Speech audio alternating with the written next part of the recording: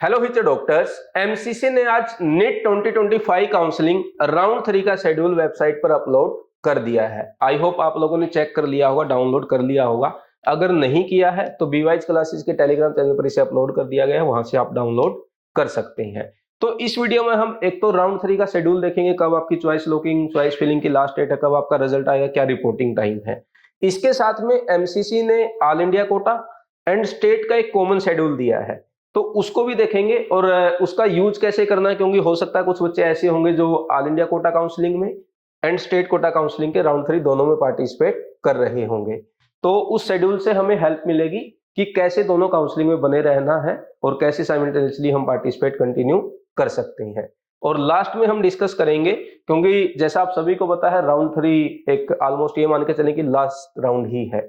तो किन बातों का आपको ध्यान रखना चाहिए, क्योंकि राउंड 3 के रूल्स थोड़े से स्ट्रिक्ट हैं। अगर उसको आप फॉलो नहीं करेंगे सिक्योरिटी लॉस भी हो सकता है, आप काउंसलिंग से बाहर भी हो सकते हैं। तो एंड में ये सारे पॉइंट्स भी हम डिस्कस कर लेंगे। अब सबसे पहले हम देखते हैं जो राउंड 3 की डेट आई है, एक बार उनको चेक करते हैं, उसके बाद फिर आगे का डिस्कशन करेंगे। बट उससे पहले अगर आपने अभी तक चैनल सब्सक्राइब नहीं किया है, चैनल सब्सक्राइब कर ले, बेल आइकन प्रेस करके रखें। अब देखो भाई, सबसे पहले ये आपका राउंड 3 का शेड्यूल है। इसमें आप देखें, इन्होंने रजिस्ट्रेशन का टाइम दिया हुआ है, वो है 29 सितंबर से लेकर 9 अक्टूबर तक। अब आप देखो, एमसीसी ने आज ही शेड्यूल पब्लिश किया है और आज का ही लास्ट डेट दिया है। और उसमें भी अगर आप देखेंगे, इसकी जो रजिस्ट्रेशन टाइम है वो 12 बजे तक है। अगर आप अभी देखेंगे 12 से, तो आई थिंक ऊपर ही हो चुका जब मैं ये वीडियो बना रहा हूँ। अब किसी बच्चे तक हो सकता है इन्फॉर्मेशन ही ना गई हो, बट ये भी चलो छोड़ो, रजिस्ट्रेशन तो हो सकता काफी दिन से चल ही रहा था, तो पहले बच्चों ने कर भी लिया होगा। अब चॉइस फिलिंग और चॉइस लॉकिंग की अगर मैं बात करूं, इन्होंने 9 अक्टूबर को ही लास्ट डेट रखा है चॉइस फिलिंग में भी। तो ये बिल्कुल लास्ट मोमेंट पे आके बच्चों को बताते हैं कि हाँ आज ये लास्ट डेट है, 9 अक्टूबर को रात के 11:55 तक। तो कई बार बच्चे रिलैक्स हो जाते हैं कि आज तो शेड्यूल ही आया है, कर लेंगे, एक दो दिन में होगा। लेकिन आप देखें, लास्ट डेट भी आज ही है। अगर आपने अभी तक चॉइस फिलिंग चॉइस लॉकिंग तो 4 बजे से स्टार्ट होगा, आप रात में 12 बजे तक कर सकते हैं। चॉइस फिलिंग अगर आपने नहीं की है और राउंड 3 में आप पार्टिसिपेट करना चाहते हैं, तो आज इसे कंप्लीट कर लेना किसी भी हालात में। और जैसे आप सबको पता है, कुछ न्यू कॉलेज ऐड हुए थे, कुछ न्यू सीट आया था, जैसे अभी फरीदकोट में कुछ न्यू सीट ऐड हुआ, तो कुछ आपको अप डाउन या इंटरचेंज करना है, तो वो काम भी आज ही कर लेना। अगर आपने आज नहीं किया तो फिर आप आगे कंटिन्यू नहीं कर पाएंगे। जो भी आपकी चॉइस फिलिंग बना हुआ रहेगा उसी के बेस पर प्रोसेसिंग होगी और उसी के बेस पर आपका रिजल्ट आ जाएगा। रिजल्ट की अगर बात की जाए, रिजल्ट आएगा आपका राउंड 3 का 11 अक्टूबर को। और जो कॉलेज में रिपोर्टिंग करनी है उसका टाइम भी इन्होंने यहाँ पर दिया है, ये है 13 अक्टूबर से लेकर 21 अक्टूबर तक। तो ये हो गया आपका राउंड 3 का ओवरऑल शेड्यूल। साथ में इन्होंने स्टे राउंड का भी शेड्यूल दिया है। आपका राउंड 4 स्टे राउंड भी जिसको हम बोलते हैं, वो 24 अक्टूबर से स्टार्ट होगा, 28 अक्टूबर तक रजिस्ट्रेशन कर सकते हैं। वो वैसे बाद की बात है, ये पीडीएफ टेलीग्राम चैनल पर आप देख लेना, उसमें कुछ समझाने का है नहीं। अब सबसे इंपॉर्टेंट पार्ट है, ये जो इन्होंने कॉमन शेड्यूल दिया है, इसको कैसे यूज करना वो मैं आपको एक बार एक्सप्लेन कर देता हूँ, क्योंकि कई बार बच्चे एक साथ पार्टिसिपेट करते हैं और फिर आगे चलकर उनके साथ कुछ गड़बड़ हो जाती है, तो वो ना तो उस कॉलेज के रहते ना उसके। अब यहाँ सुनो ध्यान से, ठीक है। ये जो यहाँ पर दिया हुआ है, ये आपका ऑल इंडिया कोटा का शेड्यूल है और ये आपका स्टेट का कॉमन शेड्यूल दिया हुआ है। अब इसमें हो सकता है किसी स्टेट का किसी एक अलग डेट पे स्टार्ट हो, किसी का हो, लेकिन एमसीसी ने जो टाइमलाइन दे दी है 10 अक्टूबर से स्टार्ट करके 21 अक्टूबर से पहले पहले आपको रिजल्ट दे देना है। अब आप चाहे 12 अक्टूबर से स्टार्ट करें चाहे 15 से करें, उससे एमसीसी को कोई लेना देना नहीं है, लेकिन बच्चों को रिजल्ट 21 अक्टूबर से पहले देना है। अब इसका यूज कैसे करना है, क्योंकि कुछ बच्चे अगर एक साथ पार्टिसिपेट कर रहे होंगे। मैं एक एग्जांपल लेता हूं, राउंड 3 का रिजल्ट आपका 11 अक्टूबर को आ जाएगा। अब मान लीजिए एक बच्चे को एमसीसी में राउंड 3 में एक ए कॉलेज अलॉट हुआ। अब ये बच्चे ने देख लिया भाई, हाँ ठीक है मुझे ए कॉलेज मिला है, लेकिन मैं थोड़ा सा अभी डाउटफुल हूं इसमें एडमिशन लूं या ना लूं, क्योंकि मैंने स्टेट की काउंसलिंग में पार्टिसिपेट किया है। तो उसके लिए आप क्या कर सकते हैं। अब एक एग्जांपल यहां पर भी हम ये मान लेते हैं, कोई मतलब अब देखो 21 है लास्ट डेट, ऐसा तो नहीं है कि सारे ही जो स्टेट हैं वो लास्ट डेट को ही अपना रिजल्ट पब्लिश करेंगे। तो हो सकता है किसी का 20 अक्टूबर को आए, किसी का 19 को आए, किसी का 18 को आए, है ना। तो जितना पहले आएगा उतना ही आपके लिए अच्छा होगा, लेकिन ये आपके हाथ में नहीं है, ये आपके स्टेट काउंसलिंग में है।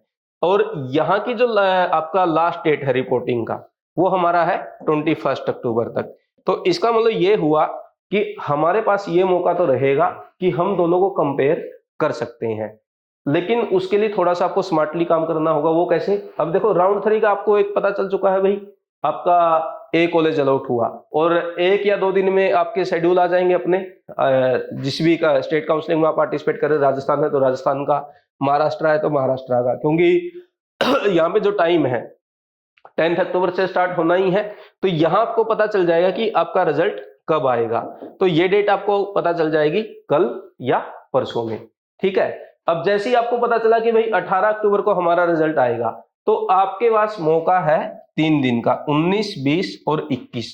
3 दिन आप चेक कर सकते हैं कि भाई हम कंपेयर करके डिसीजन लेके आप जा सकते हैं कि मुझे एमसीसी वाले में एडमिशन लेना है या फिर स्टेट वाले में। स्टेट में तो टेंशन ही नहीं है क्योंकि यहाँ पर लास्ट डेट एडमिशन लेने की है 28 अक्टूबर, ठीक है।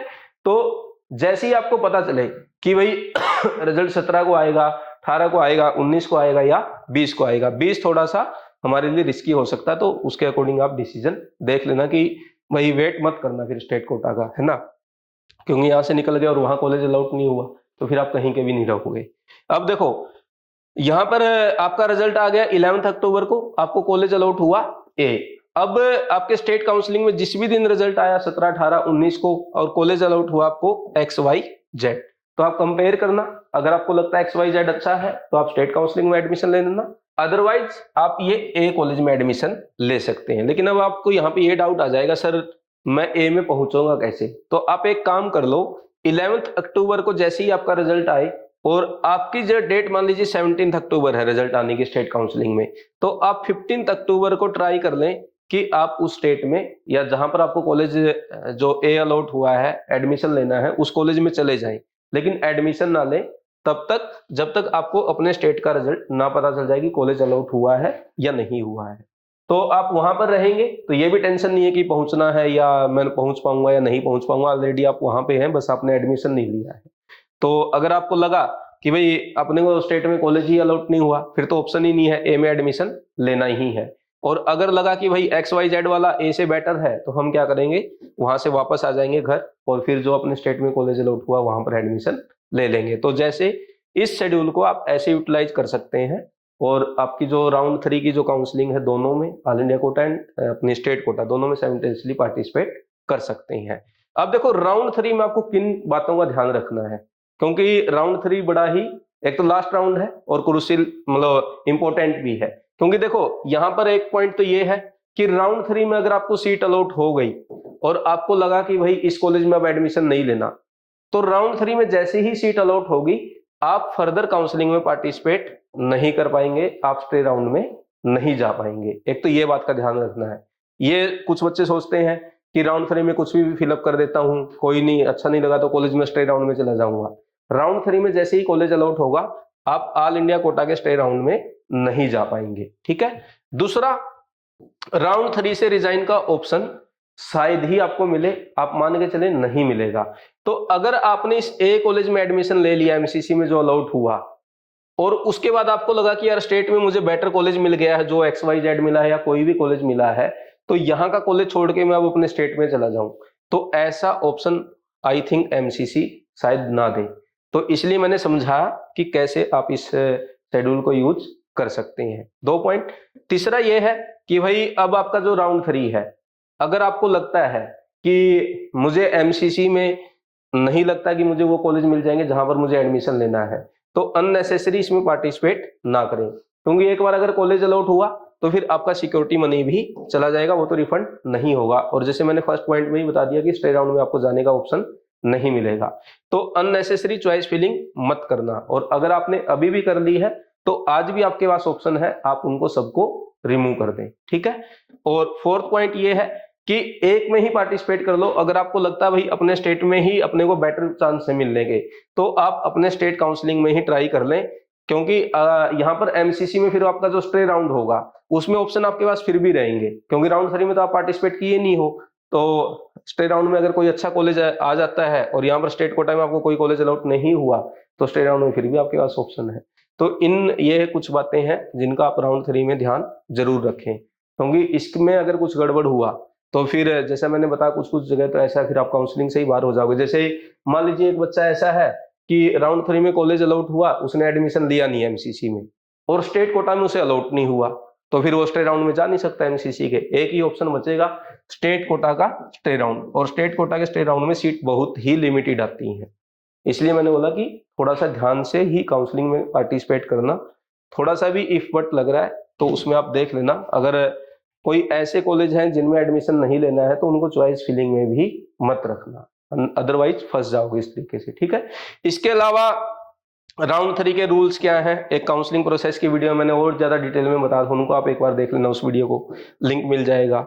और चॉइस फिलिंग अब तो देखो लास्ट में आपको आइडिया ही गया होगा कि कैसे करते हैं। वैसे एक वीडियो मैंने बता रखा है जिसमें 7 बेस्ट टिप्स दिए थे काउंसलिंग में अपनी चॉइस फिलिंग या कॉलेज प्रेफरेंस लिस्ट कैसे बनाएं, तो वो वीडियो भी आप देख सकते हैं। और कोई आपको डाउट है कमेंट करके पूछ सकते हैं। वीडियो अच्छा लगा तो लाइक करें, शेयर करें, चैनल को सब्सक्राइब करें। Thank you very much.